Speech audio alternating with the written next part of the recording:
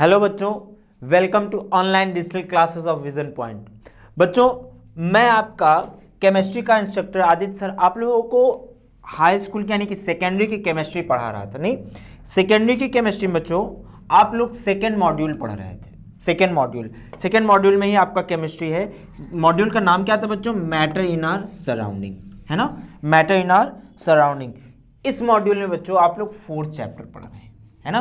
कौन सा चैप्टर पढ़ रहे हैं? Fourth chapter. इसके पहले आप लोगों ने सेकंड चैप्टर पढ़ लिया, थर्ड चैप्टर पढ़ लिया, अब आप फोर्थ चैप्टर पढ़ रहे हैं। फोर्थ चैप्टर कौन सा बच्चों? आपका केमिकल रिएक्शन एंड इक्वेशन। देखो यहाँ केमिकल रिएक्शन वाली चीज़ भी लगाया हूँ। ऐसे ही केमिकल रिएक्शन होती है, धुआं उठता रहता है। चलो तुम लोग भी धुआं उड़ा देना, पढ़ लिख डालो, धुआं उड़ा देना। चलो क्या आज क्या पढ़ना है बच्चों? फिफ्थ लेक्चर है आपका, फिफ्थ लेक्चर है। तो इसके पहले बच्चों आप लोगों ने पढ़ा था कि केमिकल रिएक्शन क्या होती है, ठीक है। आपने पढ़ा था कि केमिकल इक्वेशन क्या होती है, केमिकल रिएक्शन के टाइप क्या होते हैं, केमिकल इक्वेशन के टाइप क्या होते हैं। फिर आपने पढ़ा था बच्चों केमिकल इक्वेशन जो होती है, केमिकल इक्वेशन जो होती है, इस केमिकल इक्वेशन के टाइप्स क्या होते हैं, इसकी बैलेंसिंग कैसे करते हैं, है ना, बैलेंसिंग कैसे करते हैं। और लास्ट लेक्चर में आप क्या पढ़ रहे थे? केमिकल रिएक्शन के टाइप्स पढ़ रहे थे। क्या पढ़ रहे थे बच्चों? टाइप्स पढ़ रहे थे। टाइप्स में आप लोगों ने क्या क्या पढ़ा था? टाइप्स में आप लोगों ने पढ़ा था कॉम्बिनेशन रिएक्शन क्या होती है, डिकम्पोजिशन रिएक्शन क्या होती है, और आपने पढ़ा था डिस्प्लेसमेंट रिएक्शन क्या होती है। डिकम्पोजिशन रिएक्शन बच्चों आप लोगों ने तीन टाइप्स पढ़े थे, है ना, तीन टाइप पढ़े थे। कौन कौन सा? Thermal decomposition reaction, electrolytic decomposition reaction और फोटोलिटिक डिकम्पोजिशन रिएक्शन। ये तीन टाइप आप लोगों ने लास्ट लेक्चर में पढ़ लिए थे। आज आपको क्या पढ़ना है? डबल डिस्प्लेसमेंट क्या होता है और रेडॉक्स क्या होता है ना। डबल डिस्प्लेसमेंट रिएक्शन क्या होती है और रेडॉक्स रिएक्शन क्या होती है, इतना टॉपिक आपको आज पढ़ना है। चलो स्टार्ट करते। देखो आज का जो हमारा लेक्चर पहला जो हेडिंग है वो क्या है? Double displacement reaction. देखो पहले आपने क्या पढ़ा था? डिस्प्लेसमेंट में आपने कहा था कि कोई एलिमेंट किसी दूसरे एलिमेंट को क्या कर दे? डिस्प्लेस कर दे, उसकी जगह से हटा करके उसकी जगह बैठ जाए। हमने कहा डबल डिस्प्लेसमेंट कैसा होता होगा, डबल डिस्प्लेसमेंट कैसा होता होगा। तो भैया डिस्प्लेसमेंट हुआ वो भी दो बार, अगर दो बार डिस्प्लेसमेंट होगा तो उसको आप क्या कहोगे? Double displacement. यानी कि अगर डेफिनेशन कहा जाए तो आप ऐसे कहोगे the reaction in which two compound react with each other to exchange their ions, है ना। अपने आयंस एक्सचेंज करने के लिए क्या करें? रिएक्ट करें। तो ऐसे रिएक्शन को आप क्या कहते हैं बच्चों? डबल डिस्प्लेसमेंट रिएक्शन कहते हो। यानी कि अगर मैं एग्जांपल देना चाहूँ तो देखो इस तरह से एग्जांपल कहा जा सकता है आपका सिंटैक्स आपका इस तरह से कहा जा सकता है कि अगर दो कंपाउंड हैं, एक का नाम AB है और दूसरे का नाम क्या है बच्चों? CD है ना। पहले कंपाउंड का नाम AB, दूसरे का नाम CD है। इन दोनों ने आपस में रिएक्ट किया, तो A टूट गया, मतलब AB टूट गया, किस में टूटा बच्चों? A और B में। CD टूट गया किस में बच्चों? C और D में। तो C और B एक साथ चले गए, D और A एक साथ चले गए, तो दोनों ने क्या किया? एक्सचेंज कर लिया। तो A के बगल में आपने D रख दिया और C के बगल में आपने B रख दिया, है ना। तो जो AB और CD था वो AD और CB हो गया, है ना। बात समझ में आ रही है बच्चों? तो आपस में इन लोगों ने आयंस को क्या किया? एक्सचेंज कर लिया। एक्सचेंज कर लिया। तो इस टाइप की जो आपकी केमिकल रिएक्शन होती है, इसको आप क्या कहते हो? डबल डिस्प्लेसमेंट रिएक्शन कहते हो। क्या कहते हो बच्चों? डबल डिस्प्लेसमेंट रिएक्शन कहते हो। एग्जांपल देखो, मैंने कहा सिल्वर नाइट्रेट लिया आपने, सिल्वर नाइट्रेट के एक्वस सोल्यूशन में आपने NaCl का एक्वस सोल्यूशन डाल दिया। जनरल सॉल्ट सोडियम क्लोराइड, है ना, सोडियम क्लोराइड के एक्वस सॉल्यूशन और सिल्वर नाइट्रेट के एक्वस सॉल्यूशन को आपने जब आपस में रिएक्ट कराया तो बना क्या? AgCl, है ना। सिल्वर क्लोराइड व्हाइट प्रेसिपिटेट बनता है। प्रेसिपिटेट के लिए बच्चों डाउनवर्ड एरो बनाते हैं, यहाँ गलती से अपवर्ड बन गया है ना, डाउनवर्ड एरो बनाते हैं। AgCl व्हाइट कलर का प्रेसिपिटेट बनता है, नीचे जमीन बैठ जाता है ना। जमीन का मतलब जैसे मान लिया आपने इस वेसल में रिएक्शन कराई, इसमें आपने पहले क्या किया? इसमें आपने पहले सिल्वर नाइट्रेट डाल दिया, ठीक। फिर आपने इसमें AgNO3 भी डाल दिया। सिल्वर नाइट्रेट और AgNO3 जैसे ही आपने इसमें डाला तो आपने कहा सर वेसल जो था, वेसल ऐसा आपका था, इस वेसल में नीचे की साइड में वाइट कलर का प्रेसिपिटेट बैठ गया ऐसे, है ना, वाइट प्रेसिपिटेट बैठ गया और ऊपर पूरे सोल्यूशन में NaNO3 एक्वस सोल्यूशन बनाकर बैठा हुआ है ना। तो नीचे जो आपका बन के बैठा हुआ है, ये इसको आप कहते हो बच्चों प्रेसिपिटेट, है ना। जिस वेसल में आपने रिएक्शन कराया, उस वेसल की जो आपकी तली होती ना, बॉटम, वेसल की जो बॉटम होती है, उस वेसल की बॉटम में कुछ प्रेसिपिटेट, सॉलिड प्रेसिपिटेट क्या होता है, नीचे जाके बैठ जाता है ना, जिसको जैसे कहते हैं दही का थक्का बन जाना, है ना, दही जैसे होता है ना, बिल्कुल वैसे ही व्हाइट कलर का नीचे बैठ जाता है, इसी को कहते हैं बच्चों आप प्रेसिपिटेट। बात समझ में आई? उसी को कहते हैं आप प्रेसिपिटेट। प्रेसिपिटेट जो होता है ये इनसॉल्युबल सॉलिड होता है, वाटर में डिसॉल्व नहीं हो पाता, इस कारण से नीचे बैठ जाता है, और बाकी जो सॉल्युबल होता है वो ऊपर आपका ऐसे पूरे वेसल में ऐसे तैरता रहता है। बात समझ में आई? तो ये रिएक्शन समझ में आई बच्चों। डबल डिस्प्लेसमेंट क्या हुआ, मैंने कहा यहाँ AgNO3 था और NaCl था, तो Ag चला गया Cl के साथ में, NO3 चला गया Na के साथ में, तो AgCl बन गया और NaNO3 बन गया। बात समझ में आई? तो ये हो गई आपके बच्चों डबल डिस्प्लेसमेंट रिएक्शन। बात समझ में आई? Double displacement reaction. आगे देखो, अब बात आती है रेडॉक्स रिएक्शन की। किसकी बच्चों? रेडॉक्स रिएक्शन की। रेडॉक्स शब्द का मतलब क्या होता है? मैंने आपको इसके पहले वाले लेक्चर में बताया था कि रेडॉक्स शब्द का मतलब होता है रिडक्शन और ऑक्सीडेशन। ये दोनों रिएक्शन ज्यादा साथ ही में होती, तो हम इसीलिए इन दोनों को मिला के बोल देते हैं रेडॉक्स प्लस ऑक्सीडेशन, यानी कि रेडॉक्स रिएक्शन। क्या कहते हैं बच्चों? Redox reaction.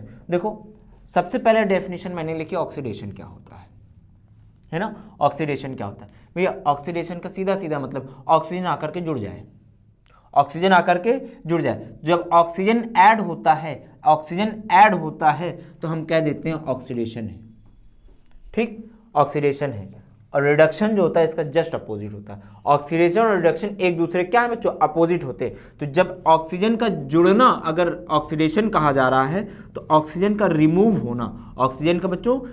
होना, क्या कहा जाता है? रिडक्शन कहा जाता है। ऑक्सीजन ऐड हुआ तो ऑक्सीडेशन, ऑक्सीजन रिमूव हुआ तो रिडक्शन। फिर बात आती है रिमूवल ऑफ हाइड्रोजन। देखो अगर ऑक्सीजन ऐड हो रहा है तो हम इसको दूसरे शब्दों में ऐसे कहते हैं हाइड्रोजन रिमूव हो रहा है। अगर हाइड्रोजन किसी चीज से निकाल दोगे तो आप कह दोगे कि उसका ऑक्सीडेशन हुआ है, और हाइड्रोजन किसी में ऐड कर दोगे तो आप कह दोगे क्या बच्चों? कि उसका रिडक्शन हुआ। आपने कहा सर समझ में आया, कुछ आया, इसको और एक्सप्लेन कीजिए। मैंने कहा ठीक है, चलो एक्सप्लेन करते हैं। देखो यहां पर मान लो कोई ए नाम का आदमी था, ठीक, कोई ए नाम का एलिमेंट था, उसके बगल में ऑक्सीजन देखो घूम रहा था, घूमते घूमते आया, इस पे आके ऐड हो गया, बना क्या लिया? AO, है ना। तो ऑक्सीजन का ऐड होना क्या कहा जाता है बच्चों? ऑक्सीजन का ऐड होना कहा जाता है ऑक्सीडेशन। क्या कहा जाता है? ऑक्सीडेशन। फिर मैंने कहा कि AO नाम का जो प्राणी था, इससे मैंने ऑक्सीजन चोरी कर लिया, है ना, ऑक्सीजन मैंने इससे चोरी कर लिया। जब मैंने ऑक्सीजन चोरी कर लिया तो बचा क्या? अकेले A, ऑक्सीजन भाग गया, अकेले A। तो क्या हुआ बच्चों? यहां पर लॉस ऑफ ऑक्सीजन हुआ। तो मैंने कहा अगर एडिशन ऑफ ऑक्सीजन ऑक्सीडेशन हो गया तो रिमूवल ऑफ ऑक्सीजन को आपने क्या कह दिया बच्चों? रिडक्शन। बात समझ में आई? रिडक्शन। फिर देखो ये तो हो गया ऑक्सीजन के टर्म्स में। फिर अगली डेफिनेशन जो आप दे सकते हो आप कहते हैं हाइड्रोजन के टर्म्स में। मैंने कहा ए नाम का प्राणी था, इस प्राणी में मतलब इस एलिमेंट में, प्राणी की मत समझ लेना, इसमें हाइड्रोजन नाम का भाई आया और बगल में आके बैठ गया। तो मैंने कहा बना क्या? AH। तो हाइड्रोजन का ऐड होना क्या कहा जाता है बच्चों? रिडक्शन कहा जाता है। क्या कहा जाता है? रिडक्शन कहा जाता है।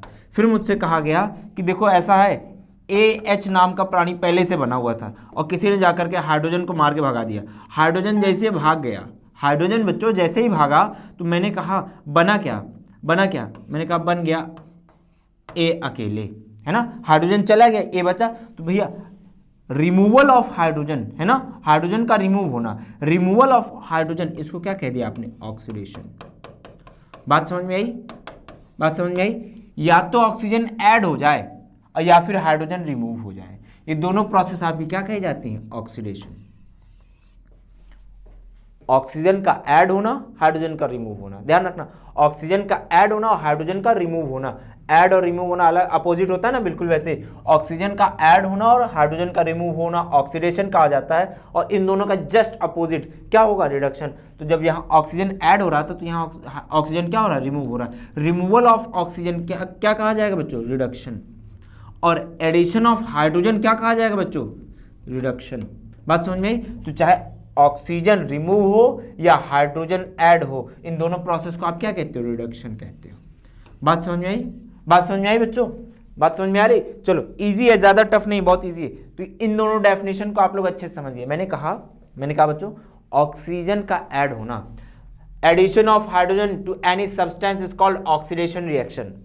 Removal of hydrogen from any substance, किसी भी सब्सटेंस से हाइड्रोजन निकाल लेना, removal of hydrogen from any substance is called oxidation. Oxidation की दो डेफिनेशन, इन दोनों का जस्ट अपोजिट मैंने रिडक्शन में लिखा। मैंने कहा the addition of hydrogen to any substance is called reduction. यहाँ देखो हाइड्रोजन रिमूव हो रहा था, रिमूवल ऑफ हाइड्रोजन हो रहा था, यहाँ क्या हो रहा है, एडिशन ऑफ हाइड्रोजन हो रहा है। बात समझ में आ रही, यहाँ एडिशन ऑफ हाइड्रोजन हो रहा है, यहाँ रिमूवल ऑफ हाइड्रोजन हो रहा है। अब यहाँ देखो ऑक्सीजन के टर्म्स में देखा, मैंने कहा यहाँ ऑक्सीजन ऐड हो रहा था, फिर मैंने कहा यहाँ पे the removal of oxygen from any substance is called reduction. Oxygen का रिमूव हो जाना क्या कहा जा रहा है बच्चों, रिडक्शन कहा जा रहा है। देखो बड़ी डिटेल में आपने ऑक्सीडेशन रिडक्शन देखा है ना। आपसे एग्जाम में क्वेश्चन कैसे पूछेगा, एक तो डायरेक्ट पूछ लेगा कि ऑक्सीडेशन रिएक्शन क्या होती है, विद एग्जाम्पल आप उसको एक्सप्लेन करो, और या फिर आपको इस टाइप से क्वेश्चन दे देगा, इस टाइप से क्वेश्चन दे देगा। अच्छा यहाँ रिड्यूस्ड सब्सटेंस और ऑक्सीडाइजिंग एजेंट वगैरह लिखा हुआ है, इसको जरा सा एक्सप्लेन कर देता हूँ एक बार फिर से। आपने कहा बच्चों, आपने कहा कि ऑक्सीजन ऐड हो रहा है ना, ऑक्सीजन ऐड हो रहा है तो ऑक्सीडेशन हो रहा है, ऑक्सीजन ऐड हो रहा है तो ऑक्सीडेशन हो रहा है। मैंने कहा ऑक्सीजन ला करके कोई देगा तब तो होगा, है ना, या फिर ऑक्सीजन खुद आ जाए तब होगा ऑक्सीडेशन। तो बात वही आती है कि ऑक्सीजन ला कर कौन देगा, है ना, यानी ऑक्सीडेशन करेगा कौन। तो आप जैसे घर में कहते हो जो LIC की पॉलिसी ला करके आपको देता है उसको आप क्या कहते हो, LIC एजेंट कहते हो, है ना। एजेंट किसको कहते हो, जो आपको कोई पॉलिसी ला कर दे। यहाँ पर जो ऑक्सीजन ला करके देगा उसको क्या कह दोगे, ऑक्सीडाइजिंग एजेंट। मैंने कहा विच गिव्स ऑक्सीजन, उसको क्या कह दोगे बच्चों आप, ऑक्सीडाइजिंग एजेंट, ऑक्सीडाइजिंग एजेंट। अब ध्यान सुनना, ध्यान सुनना, ये आप हैं, ठीक, आपके बगल में एक भिखारी बैठा हुआ है जिसके हाथ में एक कटोरा था, ठीक, ये कटोरा था। आपके पास 10 रुपए थे, कितने, 10, यानी आप अमीर थे। इसके पास था 0 रुपया, इसने आपसे भीख मांगी, आपने उठाया और 2 रुपए अपनी पॉकेट से निकाल के इसकी पॉकेट में डाल दिया। क्या कहा बच्चों मैंने, 2 रुपए निकाल कर अपनी पॉकेट से निकाल के इसको दे दिया। आप कहीं से चोरी करके थोड़े लेके आओगे, आपके पास जो होगा वही ना दोगे आप, है ना। तो जो आपके पास था वही आपने इसको दे दिया। तो अब आपके पास कितने रुपए बचे, आपने कहा 10 - 2 8, है ना। और इसके पास जब 0 था तो इसके पास कितना हो गया, 0 + 2 = 2। बात समझ में आई। 10 यहाँ इसको अपॉन में मत समझ लेना, ठीक। तो आपके पास क्या हो रहा है, पैसे की कमी हो रही है। आपके पास जितना मनी था, जितना पैसा था वो घट गया, आपके पास जो पैसा था भैया वो घट गया। लेकिन यहां पर क्या हुआ, इसके पास जो पैसा था वो बढ़ गया। तो अगर मैं इस तरह से कहूं कि आप एक एजेंट थे, क्या है, एजेंट। कौन से एजेंट, ऑक्सीजन के। आप ऑक्सीजन के बच्चों एजेंट हैं, आप ऑक्सीजन के एजेंट हैं। तो जब आप ऑक्सीजन के एजेंट हैं, आपके पास ऑक्सीजन था, आपने ले जाकर के दूसरे को दे दिया, आपने ले जाकर के दूसरे को दे दिया, तो आपके पास से क्या हुआ बच्चों, लॉस ऑफ ऑक्सीजन हुआ क्या, लॉस ऑफ ऑक्सीजन, तो चाहे लॉस ऑफ ऑक्सीजन कह दो या फिर रिमूवल ऑफ ऑक्सीजन कह दो, है ना। तो आपके पास से ऑक्सीजन रिमूव हुआ, ये देखो 2 रुपए जो आपका रिमूव हुआ, इसको कह दो ऑक्सीजन था, तो 2 ऑक्सीजन रिमूव हुआ, 2 ऑक्सीजन रिमूव हुआ, और जिसके पास गया उसके पास क्या हो बच्चों, एडिशन ऑफ ऑक्सीजन हो गया क्या, एडिशन ऑफ ऑक्सीजन हो गया क्या, बात समझ में आ रही। इधर देखो, लॉस ऑफ ऑक्सीजन, इसको आप क्या कहते थे बच्चों, रिडक्शन कहते थे, इसको क्या कहते थे आप, रिडक्शन कहते थे। और जिसके पास ऑक्सीजन गया है उसको आप क्या कहते थे, उसका क्या हो जाएगा बच्चों, उसका हो जाएगा ऑक्सीडेशन, है ना, उसका क्या हो जाएगा, ऑक्सीडेशन। तो ध्यान से सुनो, ऑक्सीडाइजिंग एजेंट के साथ हुआ क्या है, रिडक्शन हुआ है। जो ऑक्सीजन दे रहा उसी के साथ क्या हो गया बच्चों, रिडक्शन हो गया। तो आपने कहा ऑक्सीडाइजिंग एजेंट वो है, ऑक्सीडाइजिंग एजेंट वो है जिसका रिडक्शन हुआ हो। बात समझ में आई। ऑक्सीडाइजिंग एजेंट कौन है, जिसका रिडक्शन हुआ हो। तो यहाँ एक नई डेफिनेशन बनेगी, है ना, यहाँ एक नई डेफिनेशन यहाँ हैश टैग के साथ में बना देता हूँ, ठीक। आपसे पूछा जाएगा कि ऑक्सीडाइजिंग एजेंट कौन है, तो आप ये कहोगे द सब्सटेंस, याद रखना बच्चों इसको, the substance which is reduced in any chemical reaction is called, जो रिड्यूस हुआ है उसको क्या कहते हो बच्चों, ऑक्सीडाइजिंग एजेंट। क्या कहते हो, ऑक्सीडाइजिंग एजेंट। अब ध्यान सुनो, मैंने ये तो कह दिया जो रिड्यूस हुआ उसको ऑक्सीडाइजिंग एजेंट कहते हो, लेकिन अगर आपसे ये पूछा जाए रिड्यूसिंग एजेंट कौन होगा, रिड्यूसिंग एजेंट कौन होगा, तो इसका जस्ट अपोजिट होगा क्या। मैंने कहा था ऑक्सीडेशन रिडक्शन और जस्ट अपोजिट होते हैं, तो एजेंट भी जस्ट अपोजिट होंगे, एजेंट भी जस्ट अपोजिट होंगे। तो अगर आपसे कोई पूछ ले रिड्यूसिंग एजेंट कौन होता है, रिड्यूसिंग एजेंट कौन होता है, तो आप कहेंगे द सब्सटेंस विच इज, यहाँ देखो ऑक्सीडाइजिंग एजेंट रिड्यूस हो रहा था, तो रिड्यूसिंग एजेंट क्या होगा, ऑक्सीडाइज हो जाएगा, which is oxidised in any chemical reaction is called क्या कहा जाएगा बच्चों, is called reducing agent, reducing agent. बात समझ में आ रही, रिड्यूसिंग एजेंट। तो जो ऑक्सीडाइज होगा वो रिड्यूसिंग एजेंट, और जो रिड्यूस होगा वो ऑक्सीडाइजिंग एजेंट। बात समझ में आई, जस्ट अपोजिट है। और क्यों रिड्यूस हो रहा है ऑक्सीडाइजिंग एजेंट, ये भी समझ में आया। ये देखो इस डायग्राम से सीख लेना कि भिखारी को अगर पैसे दे दोगे तो उसका मतलब होता है तुम गरीब हो रहे हो। किसी भिखारी को पैसे देने का मतलब क्या होता है, उसको आप अमीर कर रहे हैं, आप गरीब हो रहे हैं। तो जो गरीब हो रहा है वही दानी है ना।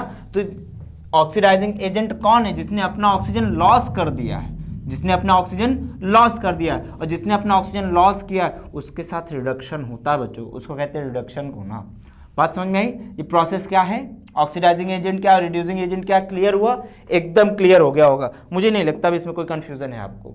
चलो तो एक काम करते हैं कि एक एग्जाम्पल भी देख लेते हैं, एक एग्जाम्पल भी देख लेते हैं कि आखिर ये जो हो रहा है उसको आप और किस तरह से पढ़ सकते हैं।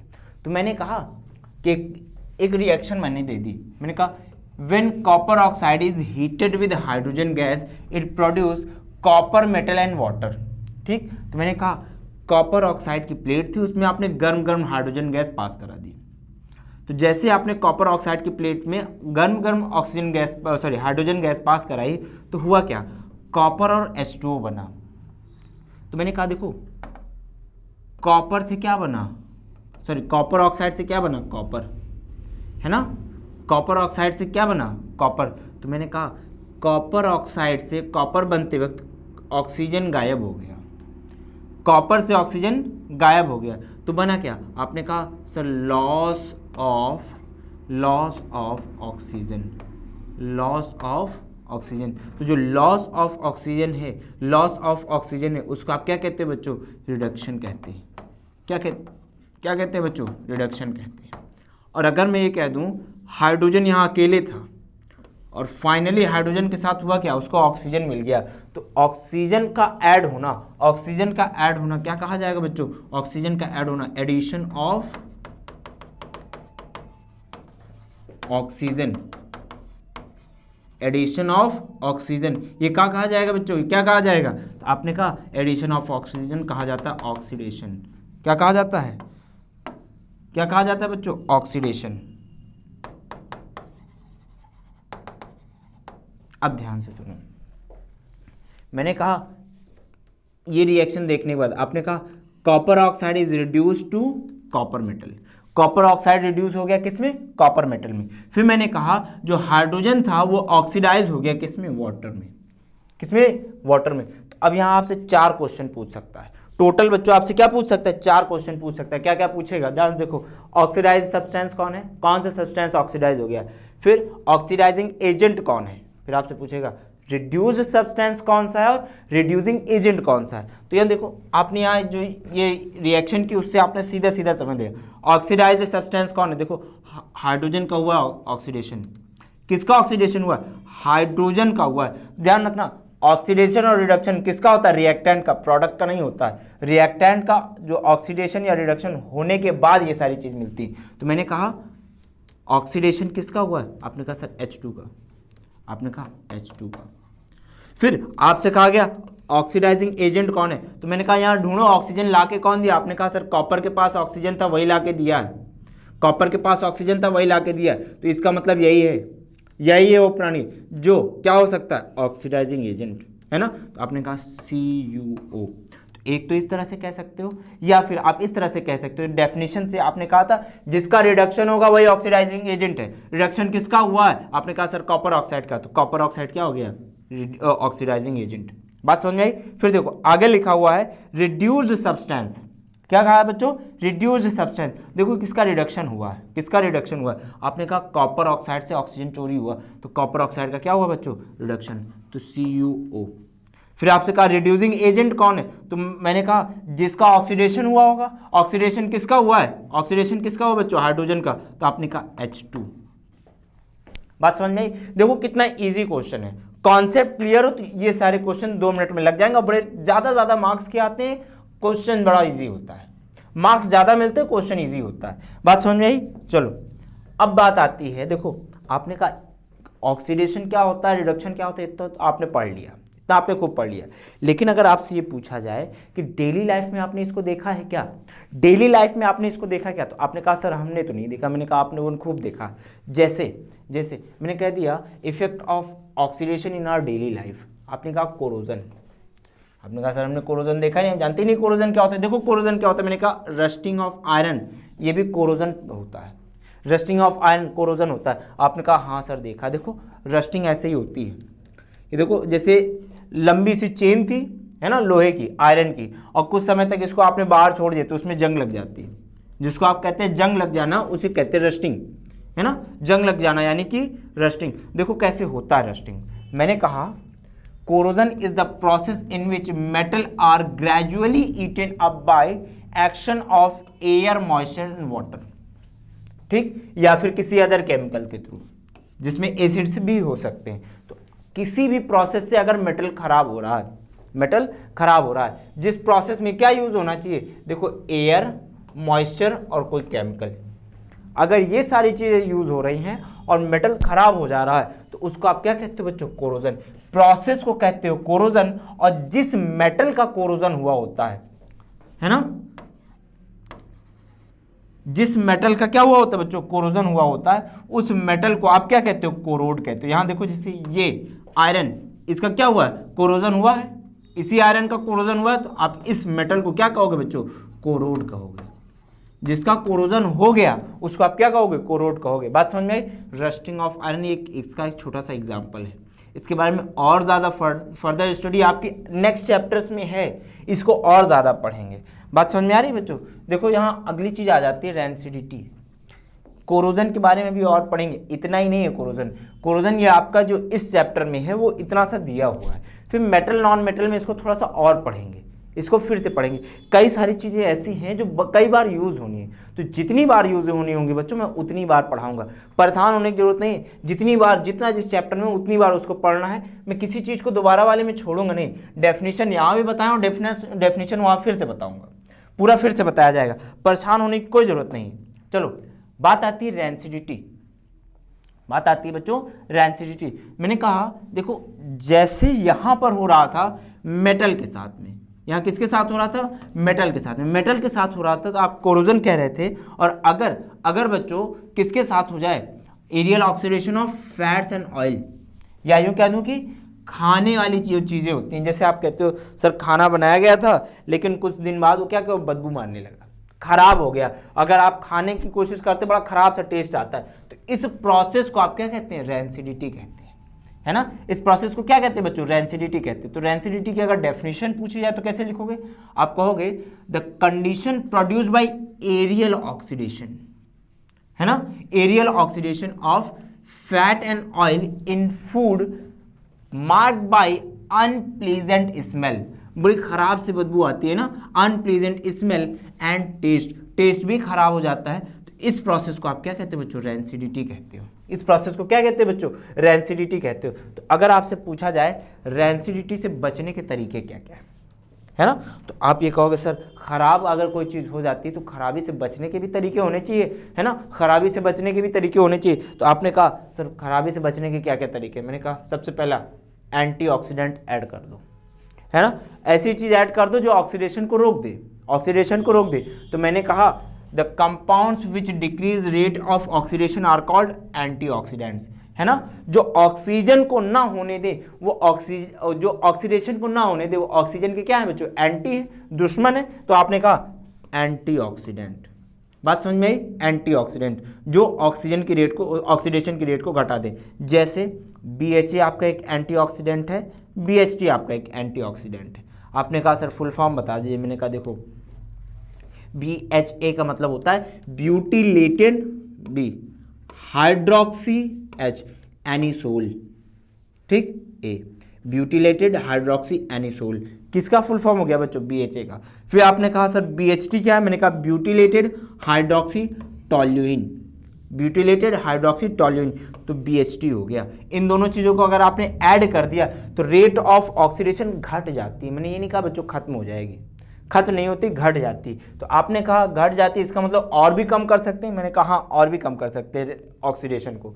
आपने कहा कैसे, मैंने कहा सबसे पहला काम करो पैकिंग अच्छी कर दो, है ना, पैकिंग अच्छी कर दो, एकदम पैक कर दो। अगर ऑक्सीजन गया ही नहीं अंदर, आपने कहा सर जो पैकेट आती है, जो पैकेट आती है उसके अंदर पहले से गैस भरी रहती है, लेकिन आप बाहर से कोई गैस डालना चाहो तो बाहर से नहीं डाल सकते, कब तक, जब तक आप पैकेट फाड़ोगे नहीं। तो आपने कहा जो आपका food and oil containing food होता है ना, जो भी फूड होता है जो फैट और ऑयल कंटेन करता है, उसको आप करते क्या बच्चों, एयर टाइट कंटेनर में पैक कर देते हो, एयर टाइट कंटेनर में पैक कर देते हो, चाहे पैकिंग कर दो और या फिर आप जैसे देखते हो टीन के डिब्बों में एकदम सील पैक हो जाती है, बिल्कुल वैसे, है ना। तो इसीलिए इसको आप क्या करते हैं, पैकिंग कर देते हैं।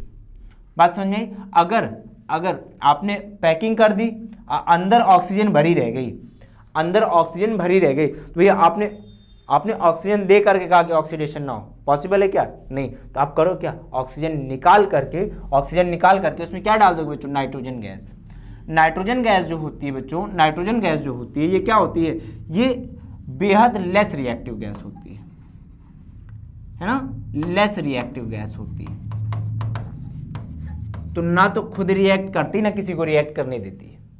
ये गैस बेहद लेस रिएक्टिव होती है ना। तो क्योंकि लेस रिएक्टिव होती है तो ना तो ऑक्सीडेशन करेगी ना ऑक्सीडेशन होने देगी, है ना, बात समझ में आ रही। तो रेट ऑफ ऑक्सीडेशन फिर घट गया। आपने कहा सर घट गया, इसका मतलब और घटाया जा सकता है, मैंने कहा हाँ। आपने कहा और कैसे घटाओगे, मैंने कहा रेंसिडिटी कैन बी रिटार्ड करने में मतलब रेट ऑफ रिएक्शन घटा देना by keeping food item at low temperature. आप लोग देखते हैं कोई भी खाना आप फ्रिज में रख देते हैं, जो बाहर खाना आपका 3 दिन में खराब, 2 दिन में खराब होता है, फ्रिज में 4 दिन 5 दिन चलता है ना। तो आपने कहा लो टेम्परेचर पर अगर आप रख देंगे, एट लो टेम्परेचर रेंसिडिटी क्या होती है बच्चों, घट जाती है। रेंसिडिटी क्या होती है बच्चों, घट जाती है। फिर आपने कहा सर और घटा सकते हैं, जब बार बार आप कह रहे हैं घट जा रही है तो बच्चों हाँ और ज़्यादा घटा सकते हैं। आपने कहा और कैसे घटाओगे, मैंने कहा रेंसिडिटी कैन बी ट्रीटेड, है ना, या फिर रिटार्डेटेड, सॉरी,